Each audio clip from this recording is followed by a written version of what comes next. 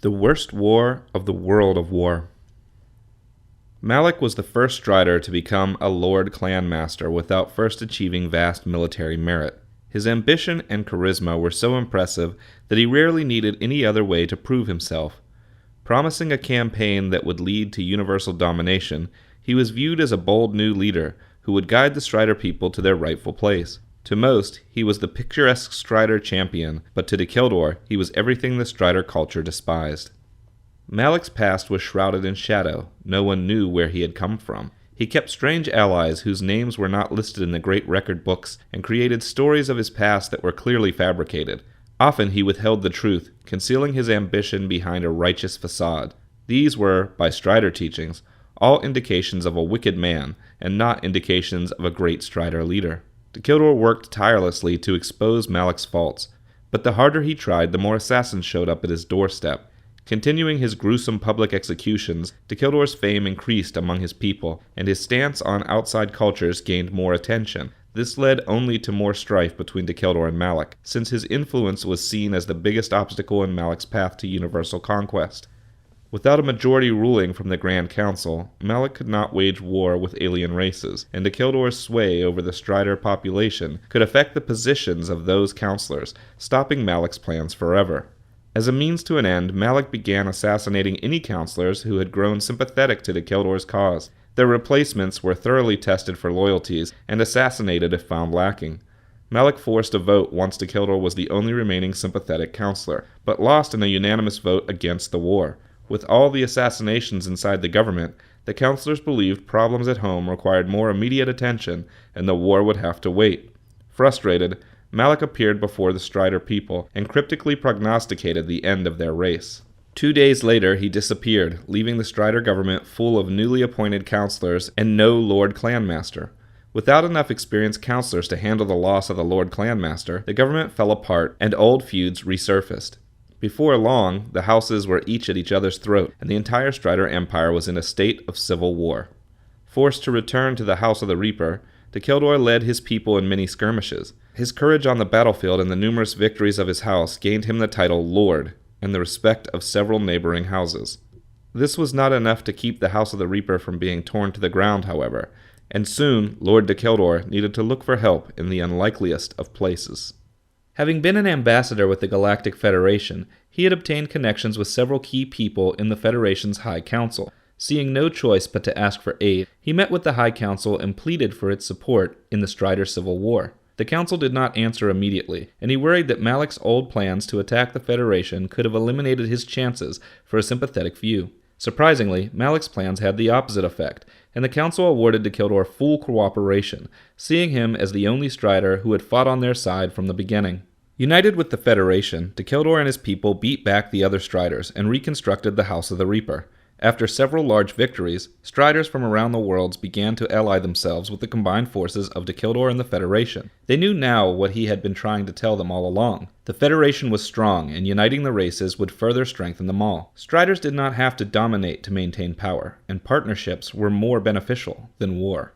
Not all the Striders chose to side with Dacheldor. Many allied with one another out of a desire to survive against the combined forces of the Federation and the sympathetic Striders. They pooled their resources and became a single house called the Clan, which was run by a single leader named Samato. He was considered a Varshi, a Strider who had broken taboo and given into the taint of casting black magic. Varshi were usually viewed as dishonorable and untrustworthy, but in this time of need, Samato's vast power made him the ideal leader. The concept of black magic in Strider culture referred to unnatural magic that warped reality at the expense of the caster's sanity. Samato's biggest sin was the casting of the forbidden Black Tentacles of Shock. In the days when ancients had roamed the cosmos, the Black Tentacles of Shock had been a healing spell. It called forth a portion of Shock's spiritual power and symbiotically grafted it to the back of the caster in the form of translucent black tentacles. These tentacles could draw energy from the environment or from others to heal the user. After the great battle between Shock and Darrell, Shock's spirit transformed and all the spells dependent on his energies were altered. Many became more powerful and far too dangerous to use. The tentacles became so powerful that they pulled the very souls from their victims and could no longer be removed once enchanted. Owners of the tentacles became soul-hungry monsters who took in the personalities and memories of those they killed along with their souls. This ultimately resulted in insanity and dementia. Samato somehow managed to handle his condition and led the clan with great efficiency. His tentacles allowed him to rip the life out of half his enemies before they could even get within range to fight back. His people became corrupted by some unseen power, but also became far more ferocious than those they battled. Samato developed a dominating force over their souls, but together they became an even match for the Federation Alliance army. Even so, matching the force of their enemies was not enough, and the clan decided to do something drastic. Turning to black magic en masse, they opened a gateway between the known realms and the realm of hell. Brokering a deal with the demonic forces, the Striders unleashed hordes of demonoids, those denizens of hell not originating from angels, on their universe. This, as it turned out, had been Malik's plan all along, and Samato was one of the many allies he had strategically omitted from his record books.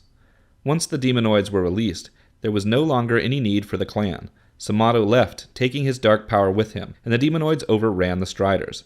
Before long, the clan was no more, and only the Striders previously allied to Dacheldor remained. Forced to flee their worlds for survival, Dacheldor's forces sought asylum within the Galactic Federation, and became permanent members. A few short days after the release of the demonoids, the once mighty Strider Empire had fallen. Soon the demonoids began spreading throughout the rest of the universe like a cancer, devouring whole worlds and destroying all that did not agree to follow them. The Federation was no match for the demonoid threat, and it became apparent that if something was not done soon, the entire universe would become a new layer of hell. Dacheldor and his people attempted to battle the demonoids, but every time a demonoid was killed, it was resurrected and sent back into the universe through the open gateway to hell on the Strider homeworld. As long as the opening remained, there was no chance of defeating the demonoid hordes. It was then that Malik returned with one final proposition to the inhabitants of the universe: join the forces of hell or be destroyed. The defeat of the Galactic Federation soon followed, and the beings of the universe saw no other choice but to join Malik and the demonoids. Dacheldor and a small band of resistance fighters refused, but Malik captured and brought them to the Strider homeworld for a public execution. Beaten and bleeding, Dacheldor was bound to a giant stone X, the likes of which he had used to execute assassins in his days on the Strider Council. The possessed servants of Malik spread his arms and legs apart, strung him up, and tore his house insignias from his jacket. They stripped him of all medals and status indications, then ripped his clothes off. They stabbed him with pokers heated in the volcanic furnaces of his homeworld, while grabbing at him and tearing at his flesh. Barbed twine around his wrists cut into his skin, and he bled openly while Malik drank the blood. Once all that was over, Malik stepped to him and had his way with Dacheldor's flesh. The pain was unbearable, but it was the sheer helplessness that wounded Dacheldor most. It mentally crushed him. Malik forced him to watch as he burned all his companions on similar stone X's and tossed their remains to his demonoids. You will not suffer the same fate, Lord Dacheldor. I know what you truly are, even if you do not. Killing you would only allow you to return in another host and destroy me. I have something far worse in mind for you. Turning to face the open gateway to hell, Malik summoned all of the power he could from the hell's fallen angels, revealing that he was himself a demonoid. Twisting the power into a horrible curse, he struck Dacheldor and bound into him a darkness that could never be removed, a curse that halted his aging and forced painful regeneration upon instances of physical damage. He was cursed with immortality and increased pain from every wound he sustained. He was then prepared to be sent through the gateway to hell, where he would live in eternal agony. Without warning, the part of Dacheldor that was the Nameless One awoke and sent surges of energy through his very being. His voice became enchanted with the mystifying tongue of the ancients, and the sound was so distinct that all the remaining Striders in the area recognized it. Dacheldor really was the Strider Messiah, and it was clear to his people that his life was worth dying for. Chaos broke out around the execution grounds, and Malik turned his attention to the now rallying Striders. With his back to Dacheldor, Malik did not see him tear himself down from the stone X and land behind him. Grabbing Malik's sword from his belt, Dacheldor performed a maneuver that had only been theorized in Strider teachings. He swung the massive blade down on Malik and simultaneously cast explosive magic through the hit, combining spell and strike in a weapon magic weave. The force of the blast split Malik in two, sending both halves spiraling through the gateway and into hell. Dacheldor turned his attention to the gateway next. Repeating the maneuver, he fired a magnified blast of spiritual energy through his sword and into the gateway. The gateway cracked and shattered from the force. finally making the demonoids vulnerable. Rising up to destroy them, the Striders cleared the surrounding area and pledged allegiance to their new lord, Dacheldor. Samato returned to avenge Malik's death, but was met head-on by Dacheldor, whose immortality now made him immune to Samato's attacks. In a brilliant battle of magic and swordsmanship, he defeated Samato and cut the life out of him. He then led the Striders on a cleansing of their homeworld. The victories produced by the cleansing proved to the inhabitants of the universe that the demonoids could now be defeated. With Samato destroyed, Malik banished, and the gateway closed, it was only a matter of time before the universe could beat back the demonoid forces and return to the way things once were. Dacheldor, however, would never be the same. His torture would stay with him, always.